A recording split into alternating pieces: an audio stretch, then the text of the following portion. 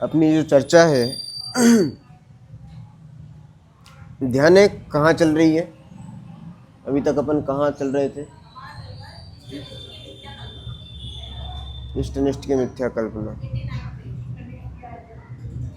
नहीं, ये अपना एक टॉपिक चल रहा था, अपन ने जो टॉपिक चालू किया था वो कहाँ चल रहा था? ध्यान है? दुख के कारण, उसका उपाय, इस पर अपन बात कर रहे थे, ठीक है ना? तो उसमें अपन ने 3 चीज़ें देखी थी, दुख, दुख के कारण और उसका उपाय। दुख क्या है? इच्छा जो भी हो रही हैं वो दुख ही है, इच्छाएं सारी दुख रूप हैं। कारण क्या है उसका? अज्ञान उसका कारण है। और अज्ञान को अपन ने 4 शब्दों में समझा था। कौन कौन से थे 4 शब्द?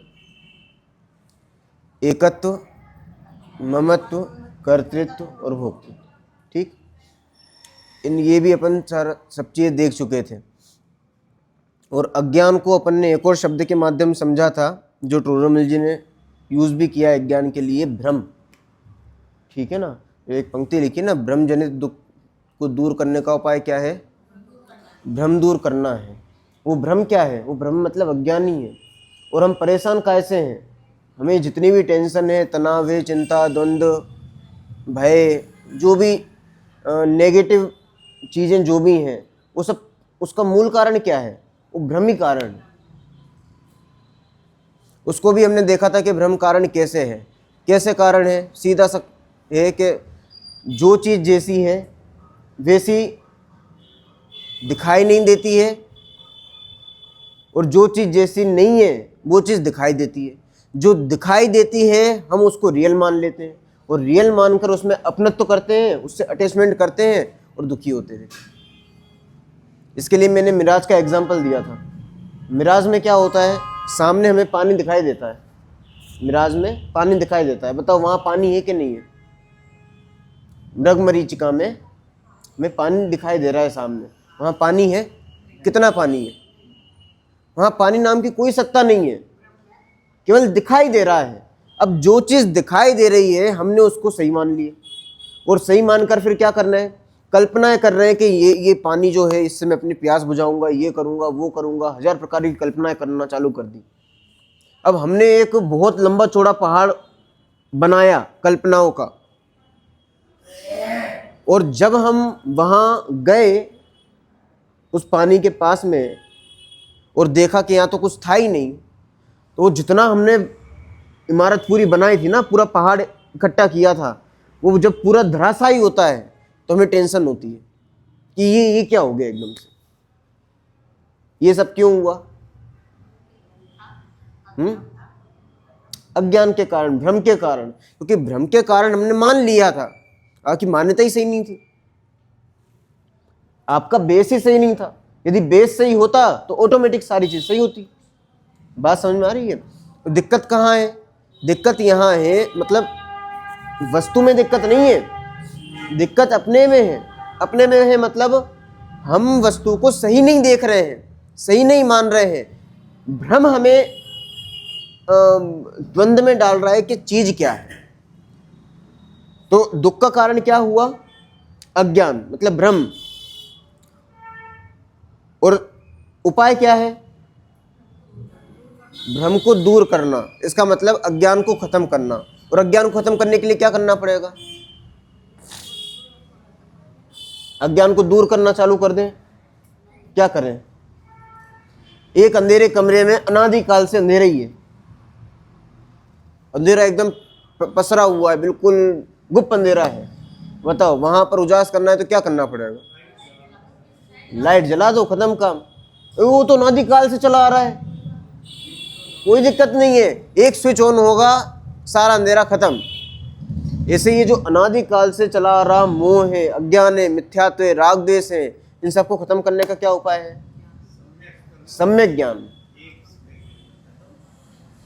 एक क्षण में सारी चीज खत्म। ज्ञान समान नान जगत में सुख को कारण, ये परमामृत जन्म जरा मृत रोग निवारण। पढ़ा हमने ये छेडाला जी में ना। ये जो ज्ञान है ये वास्तव में सारी प्रॉब्लम सॉल्व करता है। और हमें क्या चाहिए? यही तो चाहिए कि हमारी सारी प्रॉब्लम सॉल्व हो जाए। हमारा जो भी टेंशन है, तनाव है, जो भी जिससे हम परेशान होते हैं, चित्त लगता नहीं है, जाने कहाँ कहाँ खोए खोए रहते हैं, इन सारी समस्याओं का क्या समाधान है? परमानेंट समाधान, स्थायी समाधान क्या है? सम्यक ज्ञान है। अब ये सम्यक ज्ञान समझ में कैसे आए? क्योंकि सम्यक ज्ञान कह तो रहे ज्ञान ज्ञान सम्यक कर लो, ज्ञान सम्यक कर लो, पर हो कैसे? तो उसके लिए अपन ने एक चीज चालू करी थी, द्रव्य गुण पर्याय। ठीक है ना, विश्व द्रव्य गुण पर्याय, उस पर भी अपन ने विचार विमर्श किया था। विश्व और द्रव्य के संबंध में, विश्व क्या है, क्या कहलाता है विश्व? 6 द्रव्यों के समूह को विश्व कहते हैं। और द्रव्य किसे कहते हैं? गुणों के समूह को द्रव्य कहते हैं। यहां पर समूह शब्द 2 बार आ रहा है। वो समूह शब्द एक ही है कि अलग अलग है?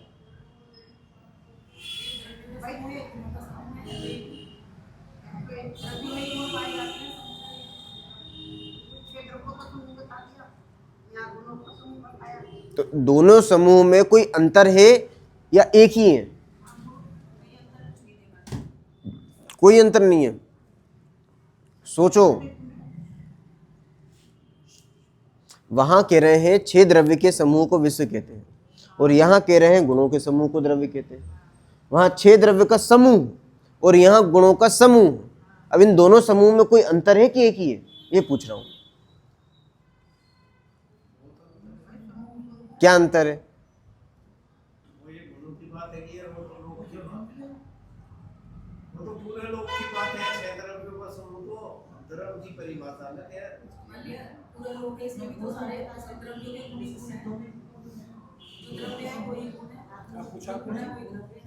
प्रश्न ये पूछा कि विश्व की परिभाषा में, विश्व की परिभाषा क्या है? द्रव्य के समूह को विश्व कहते हैं।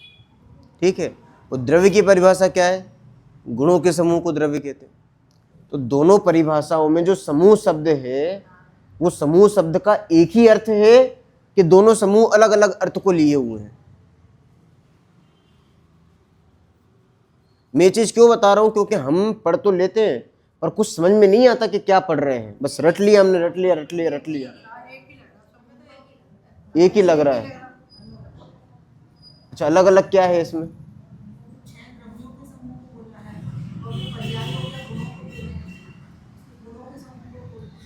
वो 6 द्रव्य का समूह है, वो ठीक है। ये गुणों का समूह है। मैं तो समूह शब्द की बात कर रहा हूं। दोनों समूह में कोई अंतर है कि एक है? समूह मतलब पिंड, इकट्ठा कर दिया।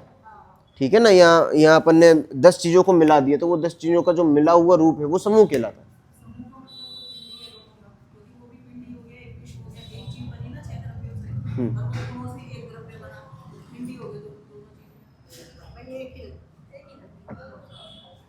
एक ही लग रहा है। सोचो, बहुत अंतर है, इसलिए कह रहा हूं। क्या अंतर है?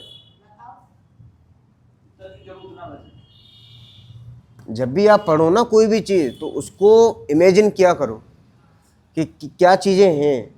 एक एक शब्द को बहुत गहराई से समझा करो। ऐसा नहीं कि हमने पढ़ लिया पढ़ लिया पढ़ लिया पढ़ लिया। पढ़ने से कोई औचित्य सिद्ध नहीं होगा। हमारा मूल औचित्य तो ये है कि हमारे राग द्वेष खत्म हो जाए। और वो कब होंगे? जब वो चीज़ हमारे जीवन में उतरेगी। जब जीवन में नहीं उतरेगी तो फिर उसका मतलब क्या रहेगा? और जीवन में कब उतरेगी? जब वो समझ में आएगी।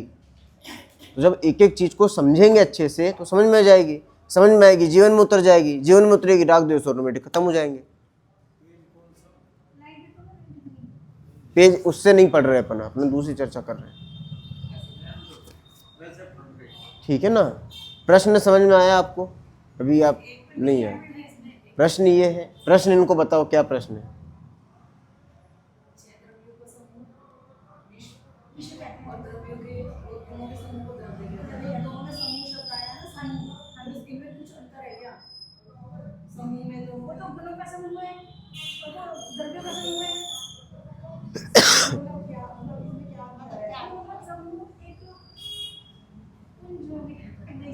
हाँ, पुंज के लो, समूह के लो, पिंड के लो।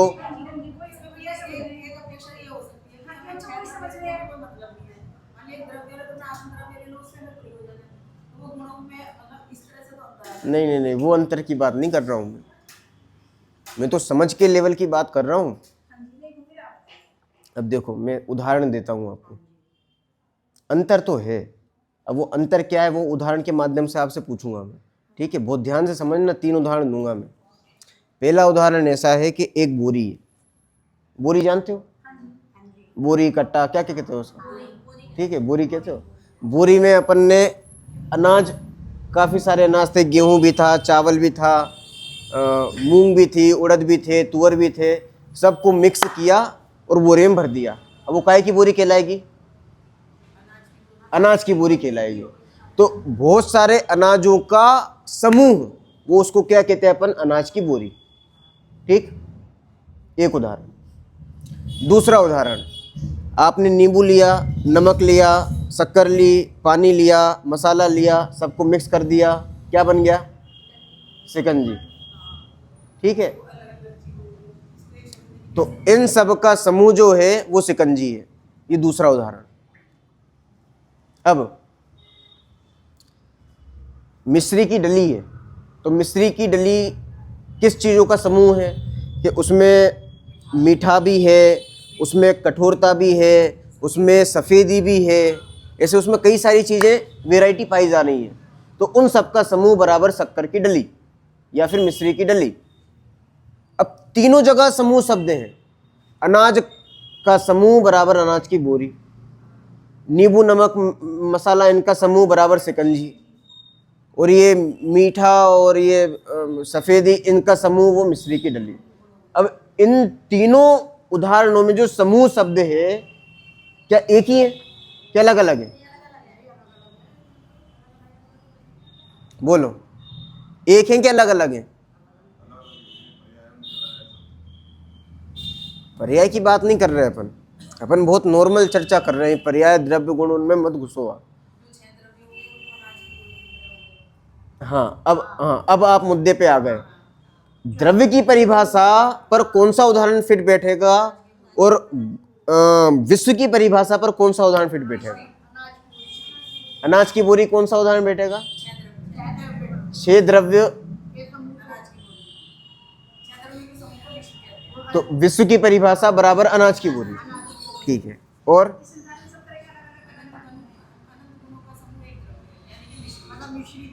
हाँ, मिश्री काय का समूह हो गई?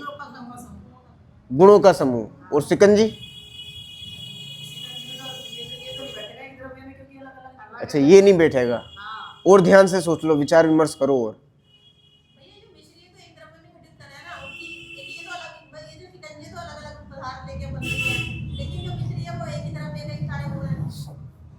तो मिश्री की डली का उदाहरण किस पर बैठेगा?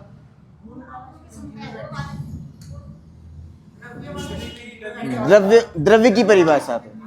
ये गुणों के समूह को द्रव्य कहते हैं, बराबर उदाहरण के लिए मिश्री की डली। ठीक है, और शिकंजी किसी पे नहीं बैठेगा? शिकंजी और अनाज तो एक ही कैटेगरी में आ गए। शिकंजी और अनाज एक ही कैटेगरी में आ गए, अलग अलग मिलते हैं जी। हाँ। गुण है, अगर जो है उसको अपने जैन धर्म की अपेक्षा देखा जाए तो भगवान के अनंत गुण है। अनंत गुण कहना अच्छा नहीं है, वीतरागता कहना अच्छा है। जो वीतरागता जाए वही गुण है, अलग अलग गुण नहीं है जी। नहीं, शिकंजी वाले भी बैठ सकता है। मुझे तो एक चाहिए। शिकंजी वाले में बैठेगा ये, क्योंकि इसमें चेतन भी है और अचेतन भी है। चेतन अचेतन छोड़ दो, आप तो द्रव्य की बात करो। मैंने चेतन अचेतन 2 द्रव्य बताए क्या अभी? मैं तो द्रव्य के समूह को विश्व कह रहा हूं। वहां पर गेहूं, अनाज, इनमें कौन से चेतन अचेतन द्रव्य? वहां पर भी कुछ नहीं है। वहां पर बहुत सारी चीजें हैं, मिल गए, उसको अनाज का बोरा कह दिया। और यहाँ पर वो नींबू नमक ये सब चीजें मिल गई, उसको अपन ने शिकंजी कह दी। मिश्री वाला तो वो एक तरफ गया, वो तो द्रव्य की परिभाषा पर आपने बिठा दिया। विश्व की परिभाषा के लिए सही उदाहरण क्या है ये पूछ रहा हूँ। अनाज की बोरी है, सबको अनाज की बोरी लग रही है। अच्छा, आपको लग रहा है शिकंजी बैठेगी, शिकंजी क्यों बैठेगी ये बताओ।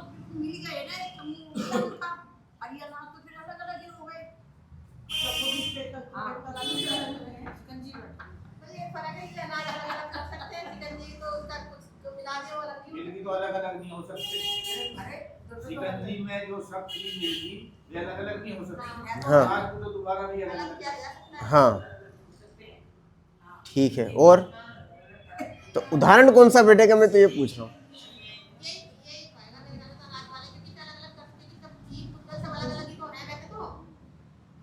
अनाज वाला बैठेगा फाइनल, पक्का। अब सुनो, विश्व की परिभाषा क्या है? 6 द्रव्य के समूह को विश्व कहते हैं। इस विश्व में जो 6 द्रव्य हैं उनकी क्या व्यवस्था है? उनकी व्यवस्था ऐसी है कि एक एक द्रव्य दूसरे द्रव्य को छूता नहीं है। सारे द्रव्य सेपरेट रहते हैं, एक द्रव्य दूसरे द्रव्य को करता नहीं है। सारे द्रव्य एकदम सेपरेट हैं। जीव पुद्गल द्रव्य का काम नहीं करता, पुद्गल द्रव्य जीव द्रव्य का काम नहीं करता, सारे द्रव्य एकदम सेपरेट है। तो इस हिसाब से तो अनाज वाला सही बैठता है कि सारी चीज सेपरेट है। वो चावल सेपरेट है, गेहूं सेपरेट है, बीन सकते हैं ना उनको, तो ऐसे 6 द्रव्य सेपरेट है। पर एक और चीज है, एक और चीज है, मूल चीज पे ध्यान एकदम शार्प रखना है ना। पहली चीज समझ में आई, 6 द्रव्य अलग अलग हैं, इसके हिसाब से तो अनाज का बैठ जाता है। पर दूसरी एक और चीज है, एक ही जगह पर 6 द्रव्य पाए जाते हैं।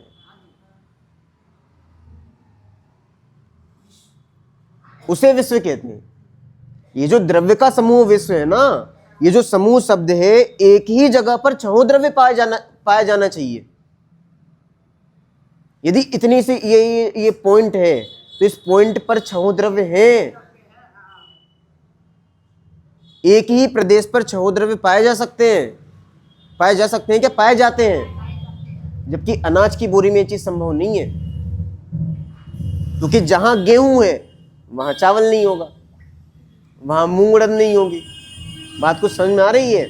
और एक बूंद आप शिकंजी लो, उसमें नींबू भी है, नमक भी है और पानी भी है, और एक ही जगह पर रहकर नींबू का स्वाद अलग है, नींबू की प्रॉपर्टीज अलग हैं, नमक की प्रॉपर्टी अलग है, शक्कर की प्रॉपर्टी अलग है, सारी चीजें अलग अलग हैं। तो विश्व में जो द्रव्य हैं वो एक ही जगह रहते हैं, मिले जुले लगते हैं, परंतु सबकी भिन्न भिन्न सत्ता है। किस प्रकार? शिकंजी की तरह। तो बताओ, अनाज का उदाहरण सही क्या गलत है? अनाज का उदाहरण सही नहीं है, क्योंकि एक प्रदेश पर द्रव्य नहीं पाए जा रहे हैं। जहां गेहूं है वहां अनाज का दूसरे अनाज का पाए जा रहे हैं। बात समझ में आ रही है? मैं इसलिए कह रहा हूं कि एक एक शब्द का बहुत मर्म होता है। हम नॉर्मली पढ़ते चले जाते हैं, पर समूह शब्द का, उससे समूह शब्द से हमें पूरे विश्व की एक वो समझ में आ रही है कि 6 द्रव्य रहते किस प्रकार से। 6 द्रव्य का समूह मतलब क्या? कि एक ही जगह पर रहे, पर एक जगह रहते हुए भी सबकी सत्ता न्यारी न्यारी हो, उसका नाम है विश्व में जो समूह शब्द है वो चीज। बात समझ में आ रही है? और द्रव्यों में हाँ, पर एक गुण का दूसरे गुण में रूप पाया जाता है। वो उसको उस चीज से अलग नहीं किया जा सकता, इसलिए वो यहां पर नहीं बैठ पाएगा। हाँ, इसलिए द्रव्य की परिभाषा में कौन सा बैठेगा? वो मिश्री का उदाहरण बैठेगा, मिश्री की डली। क्यों? क्योंकि उसमें जो मिठास है, जो कठोरता है, जो सफेदी है, वो एक दूसरे से अभिन्न है। सबकी सत्ता अलग अलग है। सत्ता मतलब सबके गुण अलग अलग हैं, क्वालिटीज अलग अलग हैं, पर सब एक ही जगह पाई जाती हैं। ऐसा नहीं है कि 1 किलो शक्कर तो लें और साहब शक्कर आप लोग मिठास हमें दे दो। ऐसा होता है क्या? ऐसा नहीं होता है कि शक्कर तो आप रख लो, मीठा मीठा हमें दे दो। क्यों? क्योंकि शक्कर से मिठास को अलग नहीं किया जा सकता। क्यों नहीं किया जा सकता? क्योंकि द्रव्य से गुणों को अलग नहीं कर सकते हैं। बात समझ में आ रही है? सरल है कि कठिन है? क्योंकि इसमें भी मतलब कभी ये लग रहा था, कभी करने वाला लग रहा था, कभी अनाज लग रहा था। मैं इसलिए कह रहा हूं कि एक एक चीज पर आप फोकस करो, एक एक चीज को समझो, क्योंकि समझने से ही सही ज्ञान हमें वो होगा, रियलिटी जो है वो समझ में आएगी। नहीं तो हम तो पढ़ते पढ़ते पढ़ते पढ़ते निकल जाएंगे, कुछ समझ में नहीं आएगा। ठीक है ना? अब ये मैंने क्यों बताया? क्योंकि हमें ये चीज समझनी है कि एक एक द्रव्य की सत्ता न्यारी न्यारी है, एक एक द्रव्य स्वतंत्र है, कोई किसी को करने वाला नहीं है। क्योंकि यही एक ऐसा मंत्र है जो हमारी सारी टेंशन को खत्म करता है। और ये चीज समूह शब्द में से निकल रही है। अब सोचो, एक द्रव्य दूसरे द्रव्य का करता नहीं है, ये अमोघ मंत्र जो है वो समूह शब्द में से निकल रहा है। कभी सोचा था आपने?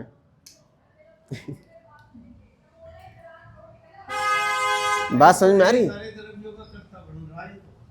सारी प्रॉब्लम तो यहीं खड़ी हो रही है। प्रॉब्लम क्या है? प्रॉब्लम यही तो है कि भैया हम जे कर रहे हैं, जे पढ़ रहे हैं, बताओ स्वाध्याय किसने किया? स्वाध्याय मैं कर रहा हूं। सुन कौन रहे हैं? सब हम सुन रहे हैं। अब किसने किया और किसने सुना? ये तारतम्य रूप जो भी काम हो रहे हैं कि मेरे बोलने पर मैं सोच रहा हूं कि मैं बोल रहा हूं, आपके सुनने पर आप सोच रहे हो कि मैं सुन रहे हूं। ठीक है ना? ये जितने भी तारतम्य रूप काम हो रहे हैं, मैंने चश्मा उतारा और ये चश्मा उतार के नीचे आ गया और लगाया तो लग गया, तो ये किसने किया? ये सब चीजें हमें भ्रम के कारण ऐसा लगता है कि मैं कर रहा हूं, पर वास्तव में मैं कर रहा हूं कि नहीं कर रहा हूं? तो फिर ये काम कैसे हो रहे हैं? अभी जितनी भी चीजें हैं ये हमें बहुत गहराई से समझनी पड़ेंगी। और ये कब समझ में आएंगी?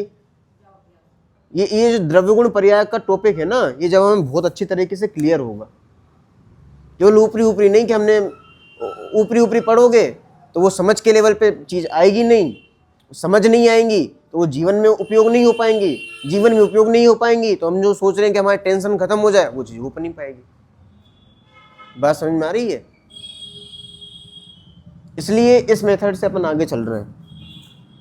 तो दो शब्द अपन ने देखे, विश्व, द्रव्य। विश्व किसे कहते हैं? 6 द्रव्यों के समूह को विश्व कहते हैं। तो 6 द्रव्य के समूह में 6 द्रव्य रहते कैसे हैं? कैसे रहते हैं 6 द्रव्य?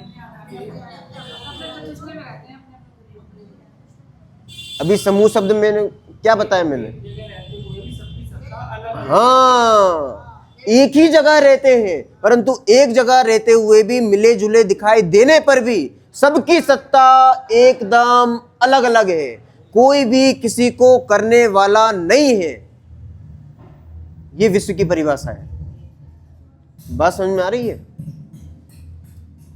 हमारी जो सारी टेंशन है ना, वो इसी चीज की है कि मैं इसको करने वाला हूं। ये जितने विकल्प में चल रहे हैं, जो भी तामझाम चल रहा है दिमाग में, कल्पनाएं चल रही है कि ये हो जाए, वो हो जाए, ऐसा क्यों नहीं हुआ, वो क्यों नहीं हुआ, हम तो ये चाह रहे थे, ये हो गया। ये जितनी भी कर्तृत्व भोक्तृत्व बुद्धि है, ये सारी किस चीज की है? केवल भ्रम की है। और भ्रम कैसे दूर होगा? वो ऐसे ही दूर होगा जब हमें हर चीज एकदम भिन्न भिन्न दिखाई देगी। और भिन्न भिन्न कब दिखाई देगी? जब हमें समझ में आएगी वो चीज। बात कुछ समझ में आ रही है? अब आगे बढ़ते हैं। 6 द्रव्य के समूह को क्या कहा अपन ने? विश्व कहा। इस विश्व को कोई करने वाला है कि नहीं है? कर्तृत्व बुद्धि ऐसी बुद्धि है जो सबका बंटाधार किए हुए बैठी है। यदि कुछ अच्छा हो जाए तो मैंने किया, और यदि कुछ सही नहीं हो पाए तो ये हो गया। और कर्तृत्व तो फिर भी रहता है कहीं ना कहीं। कर्तृत्व आचार्य कुंदकुंद देव ने समयसार जी में 4 बुद्धियों को अलग से लिया। 4 बुद्धियों को तो मतलब कर ही रहे थे वो। 7 तत्व का उन्होंने एक प्रकार से पूरा वर्णन किया। और 7 तत्व के वर्णन में कर्ता कर्म अधिकार और सर्वविशुद्ध ज्ञानाधिकार आपको अलग से देखने के लिए मिलेंगे।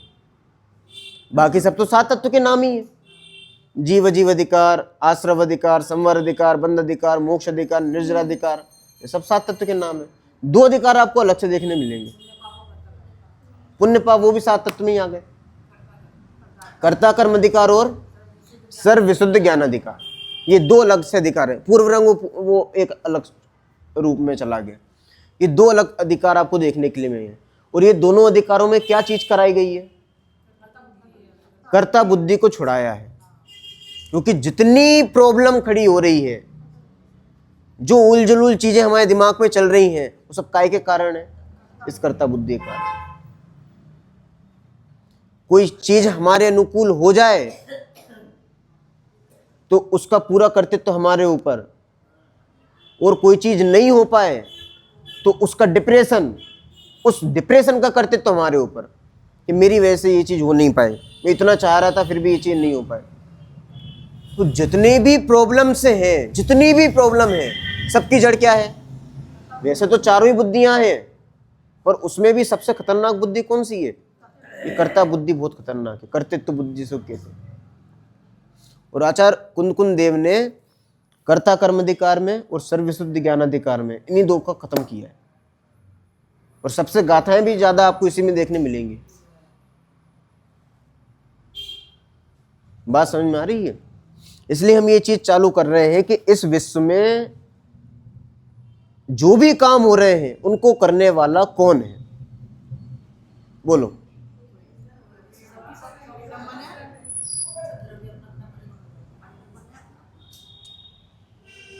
देखो, ये हम रटा रटाया तो बोल देते हैं। एक बार इस पर गहराई से आप विचार करो कि वास्तव में इस जगत में जो भी काम हो रहे हैं, अच्छा कितने काम हो रहे हैं, आप विश्व के जो भी काम, जो भी क्रियाकलाप हो रहे हैं, जो भी आपको चीजें दिखाई दे रही हैं, हिलती डुलती जो भी क्रियाएं आपको दिखाई दे रही हैं, उन क्रियाओं को आप कितने भागों में बांट सकते हो?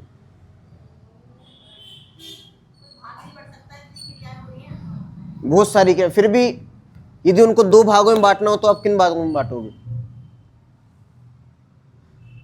उनके अपन 2 टुकड़े कर दें, कौन कौन से हो सकते हैं?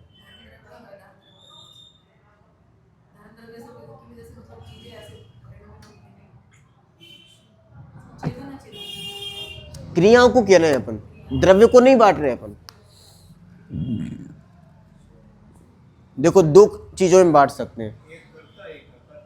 नहीं, जो भी क्रियाएं हो रही हैं, ये जो पंखा चलता है, लाइट चल रही है, हवाएं चल रही हैं, ये जो हाथ हिल रहा है, ये जो बोल रहा हूं, ये जितनी भी क्रियाएं हैं, इनको आप कितने भागों में बांट सकते हो? ये कह रहा हूं। अब कुछ समझ में आ रहा है? इनको अपन 2 भागों में बांटते हैं। एक प्राकृतिक चीजें, नेचुरल, और दूसरा जो इंसानों द्वारा की जाती है। पूरे विश्व में कृत्रिम अकृत्रिम नहीं, प्राकृतिक, नेचुरल, और एक मैनुअल, ठीक है ना? इन 2 भागों में बांट सकते। क्या? एक तो बनाई हुई अपने हाथ, हाँ, और एक प्रकृति एक, हाँ, ठीक है ना? तो ये 2 क्रियाओं में बांट सकते हैं। अब हवाओं का चलना है तो ये कौन सी क्रिया है? प्राकृतिक। बाढ़ आ गई एकदम से, सूर्य इधर से उधर घूम रहा है, या फिर चंद्रमा घूम रहा है, जो भी घुमाना हो, जिसको घुमाना है घुमा दो, कौन सी क्रिया है ये? और ये हाथ चल रहा है, ये कौन सी है? कौन सी है? मैनुअल है, ठीक है ना? क्योंकि मैं ही तो हिला रहा हूं, और कौन हिला रहा है? राइट? ये बोलने वाली क्रिया हो रही है। लाइट चालू करी, ये सब मैनुअल क्रियाएं हो गई। मोटरसाइकिल चला रहे हैं, खाना बना रहे हैं, झाड़ू लगा रहे हैं, दर्शन करने आ रहे हैं, ये सब कौन सी हो गई? मानवीय कार्य, ठीक है? अब इन दोनों कामों में आप कौन से काम करते हो?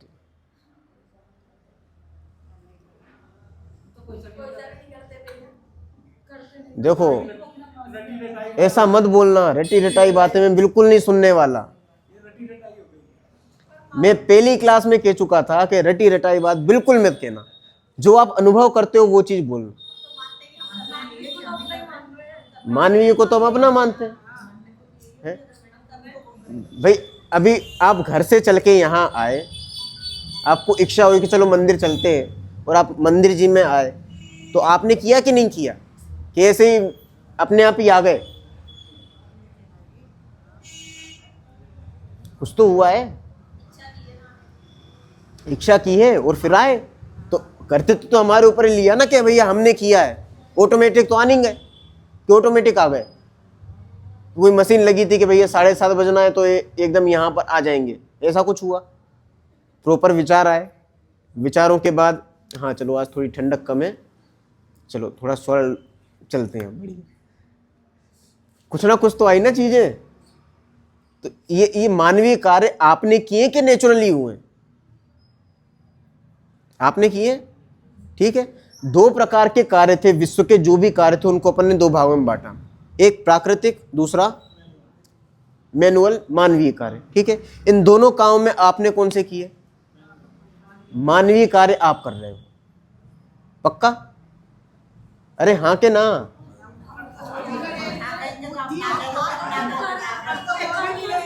देखो एक्चुअल चीज तो पता है, ठीक है, पर एक्चुअल जो चीज पता है वो रटी रटाई है,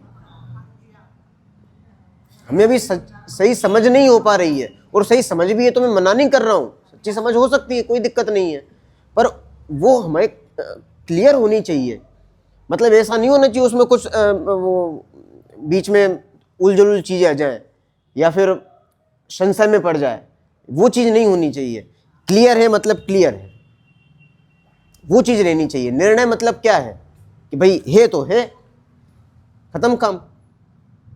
वो कहानी सुनी होगी ना आपने कि एक बकरी को लेके जा रहा था बच्चा, और बोला कि भाई साहब ये तो घोड़ा है, नहीं गाय को लेके जा रहा था शायद ने, और गाय को लेके जा रहा था, अब किसी को चाहिए थी गाय, और देखा यार ये तो बच्चा है, एक काम करो इसको बुद्धू बनाओ और गाय को बकरी के दामों में खरीद लो। तो क्या किया उसको कि बकरी बोलना चालू कर दिया उसको। थोड़े आगे गया, एक व्यक्ति मिले कि भाई साहब आपकी बकरी बहुत अच्छी है, और उसने कहा भाई साहब ये तो मैं गाय खरीद के लाया हूं, बकरी क्यों कह रहे हो आप? थोड़ा और आगे गया, दूसरा व्यक्ति मिला कि साहब ये बकरी कहां से लाया आप, बहुत सुंदर दिख रही है। तो और कंफ्यूजन में, यार दिख तो मुझे गाय रही है खरीद के भी यही लाया था, ये सब मुझे बकरी बकरी क्यों कह रहे हैं। थोड़ी और आगे गया, तीसरा व्यक्ति मिला कि साहब ये बकरी बहुत बढ़िया है, ये तो आप मुझे दे दो, बताओ कितने में दोगे। उसने कहा यार ये 20,000 की गाय, बकरी तो आती 5,000 में, एक काम करो मैं तो शायद गलत चीज ले आया उसने बताओ 15,000 का लॉस हुआ कि नहीं हुआ? ये लॉस कैसे हुआ है? कॉन्फिडेंस नहीं होना। हाँ, निर्णय की कमी थी। यदि निर्णय होता कि भैया हम गाय खरीद के लाए हैं और गाय ही है, ये बकरी नहीं है, चाहे कोई कुछ कहता रहे, हमें कोई मतलब नहीं है, क्यों? बकरी है ही नहीं, निर्णय है ना। ऐसी सम्यक ज्ञान क्या है? हमें पता है कि एक एक द्रव्य स्वतंत्र है, कोई किसी का करने वाला नहीं है। ये हमें वज्र की चोट पर, डंके की चोट पर हमें ये चीज समझ में आई है। अब कोई कुछ भी कहता रहे कि भैया हमने पंखा चालू किया और पंखा चालू हो गया, कि आप कुछ भी कहते रहो, एक द्रव्य दूसरे द्रव्य का करता नहीं है, हमें पता है। पर ऐसा नहीं कि केवल कहने के लेवल पे हो, एक एक चीज समझ में आना चाहिए कि एक एक द्रव्य का कैसे परिणमन हो रहा है, एक एक गुणों का कैसे परिणमन हो रहा है, पर्यायों का कैसे परिणमन हो रहा है। वास्तव में हम कर भी रहे हैं कि नहीं कर रहे हैं, कि केवल बोल रहे हैं कि भैया हमने कहाँ किया, वो तो हमने पंखा, वो स्विच ऐसा हुआ और वो अपने आप चालू हो गया, अपने आप काम हो रहा है। ऐसा नहीं होना चाहिए। समझ के लेवल पर सही सम्यक समझ होनी चाहिए। इसलिए मैं कह रहा हूं कि आप एक प्रोसेस से पूरा गुजरो, ठीक है ना, तो आपको अच्छे से समझ में आ जाएगा। फिर से आ जाओ, विश्व की कितनी क्रियाएं हो गई? जो भी संसार में क्रियाएं पाई जा रही हैं 2 प्रकार की, कौन कौन सी? प्राकृतिक और मानवीय, मैनुअल और नेचुरल। आपने कौन सी करी? हवा आप चला रहे हो, ये जो समुद्र में ज्वार भाटे आ रहे हैं इनको आप कर रहे हो। क्या कर रहे हो आप? कि साहब हाथ हिला रहे हैं, वो हम हिला रहे हैं। मतलब शरीर के माध्यम से जो चीजें होती हैं वो हम करते हैं, ठीक है। अभी तो हम यही मानते हैं, मतलब नेचुरल चीजें हम नहीं करते हैं, ये इतना पक्का है। ऐसा तो नहीं है कि हम नेचुरल चीजों का कर्तृत्व लेना चालू कर दें, हवाएं चलाना चालू कर दें, ज्वार भाटे, सूरज को इधर से उधर करना, ओ भाई साहब ये सूरज यहाँ से नहीं होगा, कल पश्चिम दिशा से उगाएंगे हम, तो ऐसा कर सकते हैं? बात कुछ समझ में आ रही है? नेचुरल चीजों के कर्ता हम नहीं है, डंके की चोट पर यह चीज हमें समझ में आनी चाहिए। कोई कुछ भी कह ले, पर हमें ये पक्का पता है नेचुरल चीज का कर्ता हम नहीं है, इतना पक्का है। अब किसके कर्ता बचे हम? मानवीय कार्यों के, मतलब इस शरीर के माध्यम से जो भी कार्य किए जाते हैं उनके कर्ता हम हैं, इतना हमें थोड़ा बहुत समझ में आए। अब मानवीय कार्य भी दो प्रकार के, कितने प्रकार के? एक वो है जो इच्छा सहित होते हैं, और एक वो है जो बिना इच्छा के हो जाते हैं। अब आपने कौन से किए? जो इच्छा करके हुए हैं वो आपने किए हैं, कि बिना इच्छा के जो हो गए वो आपने किए?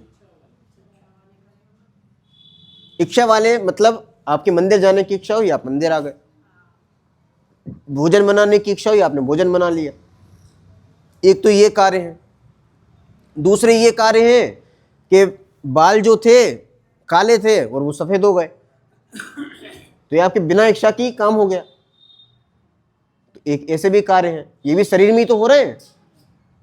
पेट में खाना गया तो उस खाने का किस अंग में किस तरह से रूपांतरण हो रहा है वो हम सोच के कर रहे हैं क्या? जो हमारी इच्छा के बिना भी हो रहा है। तो शारीरिक जो भी क्रियाएं हैं, मैनुअल जो भी क्रियाएं हैं, वो दो प्रकार की हैं, एक इच्छा सहित, दूसरी इच्छा रहित। अब आपने इन दोनों में से कौन सा काम किया? इच्छा सहित काम किया। जो इच्छा रहित काम है वो आपने किए, पक्का कर सकते हो? नहीं कर सकते। इसका मतलब जो इच्छा रहित काम है वो भी नेचुरल है, क्योंकि बालों का सफेद होना ये नेचुरल प्रोसेस है। आप भोजन करोगे, उसमें से कौन सा कार्बोहाइड्रेट बनेगा, कौन सा वसा बनेगा, कौन सा प्रोटीन बनेगा, कौन सा विटामिन बनेगा, ये नेचुरल प्रोसेस है। उसका सीक्वेंस कि पहले वो आहार नाल में जाएगा, ये क्या बोलते हैं इसको, ग्रसनी में जाएगा, फिर वो आमाशय, स्टमक कहते हैं, क्या कहते हैं, स्टमक में जाएगा, फिर वो पित्ताशय में जाएगा, फिर वो छोटी आंत में जाएगा, फिर वो बड़ी आंत में जाएगा और फिर निकल जाएगा। ये एक पूरा प्रोसेस है। और कैसा प्रोसेस है ये? नेचुरल प्रोसेस है। ऐसा नहीं होता है कि आपने खाना डाला और सीधा नीचे से निकल गया, ऐसा होता है क्या? और यदि ऐसा होना चालू हो जाए तो डॉक्टर के पास भागोगे आप, साहब ये क्या चीज हो रही है? नाखूनों का बढ़ना, शरीर का वृद्धि को प्राप्त होना, झुर्रियों का धीरे धीरे आना, ये सारी प्रोसेस क्या है? रंग का गोरे से काला हो जाना, काले से गोरे हो जाना, जो भी चीजें हो रही हैं, बुखार का आ जाना, क्योंकि हमारी इच्छा से तो हो नहीं रहा। इसका मतलब जो चीज हमारी इच्छा से नहीं हो रही है और फिर भी हो रही है, वो नेचुरल प्रोसेस के अंतर्गत आती है, वो हमारे किए हुए नहीं होती। तो हमारे किए हुए क्या होता है? जो हमने इच्छा करके किया वो तो हमारा किया हुआ है।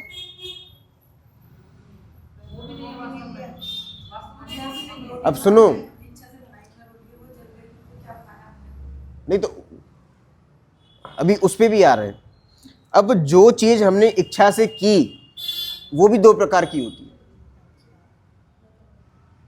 है। एक वो जो हमने इच्छा की और पूरी हो गई, ठीक, और एक वो जो हम इच्छा करते हैं, वर्क चालू करते हैं, पर पूरा नहीं हो जाता, अधूरा रह जाता है। एक में तो पूरा हो गया, दूसरे में पूरा नहीं हो पाया, अधूरा रह गया, और तीसरा और समझ लो बिगड़ गया। मतलब पूरा तो हुआ पर वो बिगड़े रूप में पूरा हुआ। रोटी जल गई, वो बिगड़ गई होगी, ठीक है ना? रोटी तो बनी है, बिगड़ गई वो। अब बताओ इन तीन में से आपने क्या चीज करी?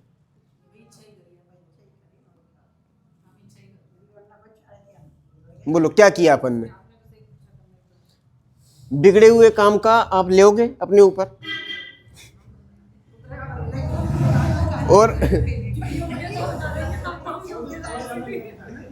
और जो काम अधूरे रह गए हैं वो हमने किए हैं, क्योंकि वो हम चाहते ही नहीं थे। और पहले ही हम ये बात कर चुके थे, जो हम चाहते नहीं, यदि वो काम होते हैं तो वो नेचुरल प्रोसेस के अंतर्गत आते हैं। यदि आप अधूरे काम को, अब एक और कौन सा था जो पूरे हो गए, तो बताओ पूरे हुए जो काम है वो तो आपने किए हैं ना, कि नहीं किए हैं? यदि पूरे होने वाले काम आप पूरे कर रहे हो तो जो अधूरे रहने वाले काम है वो पूरे कर दो, बिगड़े हुए काम है उनको सुधार के दे दो। और यदि वो पूरे नहीं हो सकते, इसका मतलब जो पूरे हुए हैं वो आपने पूरे नहीं किए, वो भी पूरे हुए हैं। और हुए हैं इसका मतलब वो नेचुरल प्रोसेस है, क्योंकि होना और करने में बहुत बड़ा अंतर है। होने में नेचुरल चीज आ जाती है और करने में कर्तृत्व हो जाता है। बात समझ में आ रही है? इसका मतलब जगत का जितना भी काम हो रहा है, जितना भी, वो सारा कौन सा प्रोसेस है? नेचुरल प्रोसेस है।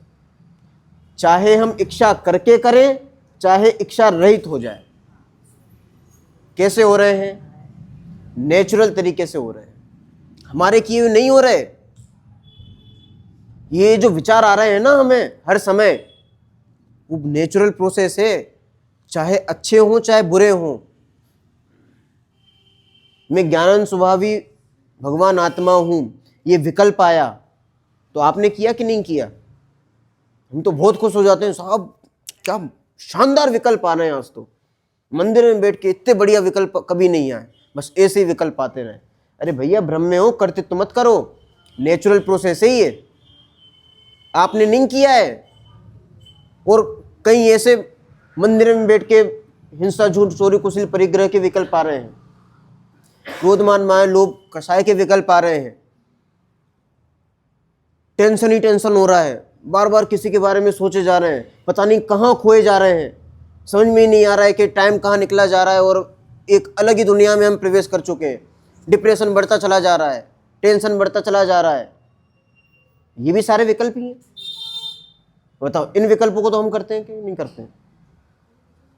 अरे बोलो, करते हैं कि नहीं करते हैं? करते हैं। ये कर्तृत्व जो है ये दुख का कारण है, क्योंकि अज्ञान दुख का कारण है। जब ये चीज समझ में आती है कि हम कुछ नहीं करते, ये सारी प्रोसेस कैसी है, सारे विकल्प कैसे हैं? नेचुरल हैं। ये आएंगे आपको कि साहब हम तो चाहते कि नहीं आए, और आप कह रहे हो नेचुरल तरीके से आ रहे हैं, तो क्या करें हम? किसका भी उपाय है, बताऊंगा बाद में। पर पहले इतना समझ लो कि चाहे अच्छे परिणाम हो चाहे बुरे परिणाम हो, अच्छे परिणामों को लाने की चेष्टा मत करना और बुरे परिणामों को हटाने की कोशिश मत करना, क्योंकि सारा प्रोसेस नेचुरल तरीके का है, उसमें हमारा कुछ भी कर्तृत्व नहीं है। यही तो प्रॉब्लम है। बात समझ में आ रही है?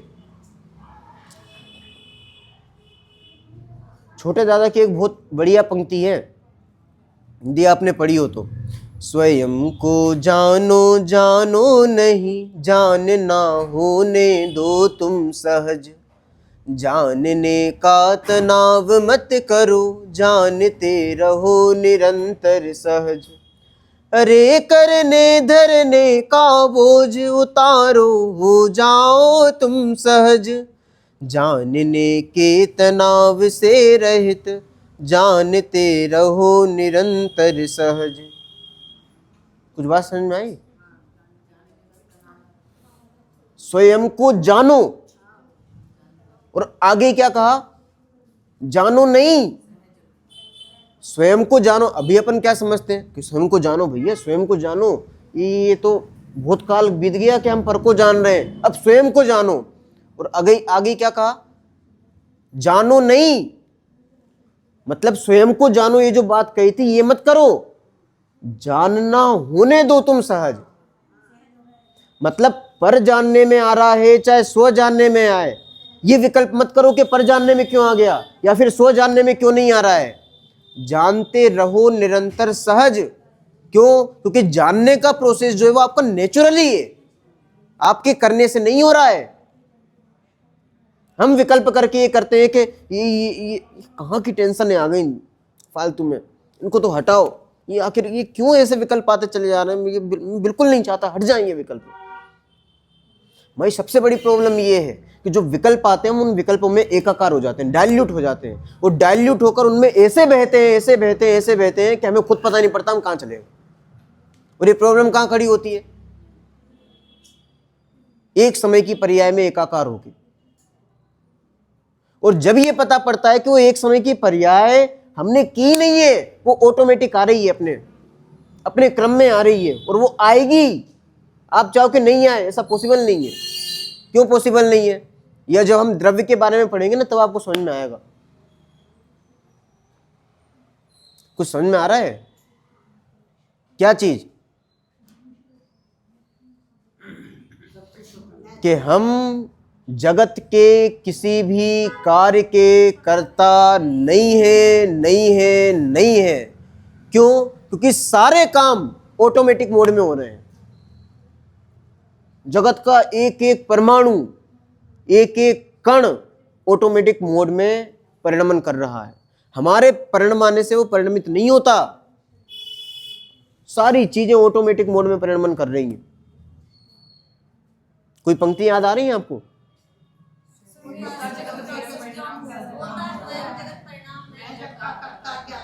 होता स्वयं जगत परिणाम, मैं जग का करता क्या काम।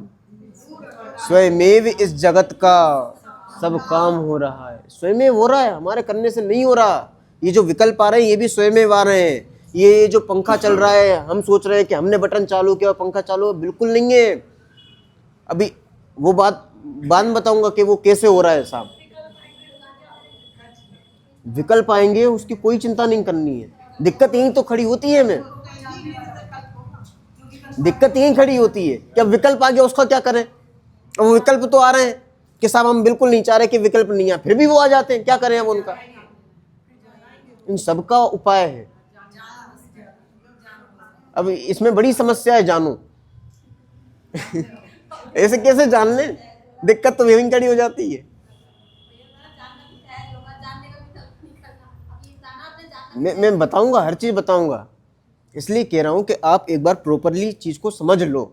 समझ जाओगे तो ऑटोमेटिक मोड आपको पूरा समझ में आ जाएगा कि ऑटोमेटिक मोड हो क्या रहा है, मतलब कैसे वर्क कर रहा है। और ये जो प्रश्न खड़े होते हैं ना कि वो सब विकल्प जाएंगे फिर क्या करेंगे, फिर उस समय तो सब बहुत बेकार कंडीशन हो जाती है कि साहब फिर तो जो काम नहीं होने होते वो सब हो जाते हैं हमारे से। तो वो कैसे हो जाते हैं, उन सबका समाधान हो जाएगा आपका। बात कुछ समझ में आ रही है? हमें एक चीज आज ये समझना है, जगत का सारा काम हम नहीं कर रहे हैं, हमारे द्वारा नहीं हो रहा है, ऑटोमेटिक मोड में है, स्वयं हो रहा है, हमारे करने से नहीं हो रहा। टोडरमल जी ने लिखा है अपनी पंक्तियों में, अनादि निधन वस्तुएं भिन्न भिन्न अपनी मर्यादा सहित परिणमित होती हैं, कोई किसी के परिणमाने से परिणमित नहीं होता। सब ऑटोमेटिक मोड में परिणमन कर रही है, और हम क्या सोच रहे हैं कि मेरे परिणमाने से परिणमित हो रही है। बात समझ में आ रही है? एक एक द्रव्य की बिल्कुल अलग अलग सत्ता है।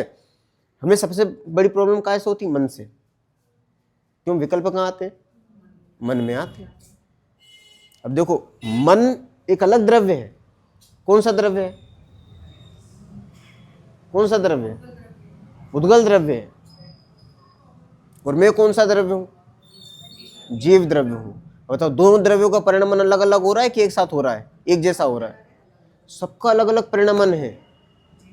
हम जबरन इतनी चिंताएं करते हैं, इतनी टेंशन लिए हुए बैठे हैं जिसकी कोई सीमा नहीं है, और उन चिंताओं के तले पूरी तरीके से अपने दबा के बैठे हुए, और समझ में ही नहीं आ रहा है कर क्या रहे हैं। टाइम वेस्ट होता चला जा रहा है पूरा का पूरा। इसलिए बहुत गहराई से एक एक चीज को समझना चाहिए। अभी और भी अपन आगे बढ़ेंगे, एक एक चीज समझेंगे, और जितनी भी प्रॉब्लम है उनका भी समाधान अपन करते हुए चलेंगे, ठीक है ना। मूल विषय अपना जो रहेगा द्रव्य गुण पर्याय अपन चलाएंगे अभी थोड़ा समय, जिससे आपकी हर प्रॉब्लम क्लियर हो जाए, ठीक है। कोई दिक्कत अभी? कोई प्रश्न, कोई भी?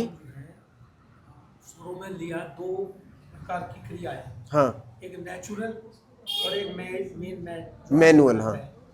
दोनों को ये तो हमारे शास्त्रों में स्वामी जी ने ही बताया कि जो भी कुछ काम होगा, चाहे वो मैन मेड हो, चाहे वो ऑटोमेटिकली हो, चाहे वो नेचुरली है, अपनी क्रियावती शक्ति से हो, दोनों में एक, दोनों का एक ही है। वो क्रियावती शक्ति जो है ना, वो नेचुरल प्रोसेस ही हो गया। नेचुरल प्रोसेस में उसमें भी लगा होगा, उसके मैन मेड में भी वो क्रियावती शक्ति उसकी, उसके विचार ऐसे ही हो जाएंगे, उसका जीव का राग द्वेष का उपादान जो शक्ति है ना, उपादान शक्ति, वो नेचुरल शक्ति ही है। वो एक एक द्रव्य की नेचुरल पावर जो है वो उसी रूप में परिणमन कर रही है, ठीक है ना। वो क्रियावती शक्ति या फिर उपादान, वो कह लो आप, जो भी कहना हो, वो सब नेचुरल प्रोसेस के अंतर्गत ही आ गया। बात समझ में आ रही है? कुल मिला के कोई भी काम हम नहीं कर रहे हैं, सारा नेचुरल हो रहा है। इतना एक बार समझ में आ जाए, सब प्रॉब्लम खत्म हो जाएंगी, ठीक है। ओम नमः शिवाय।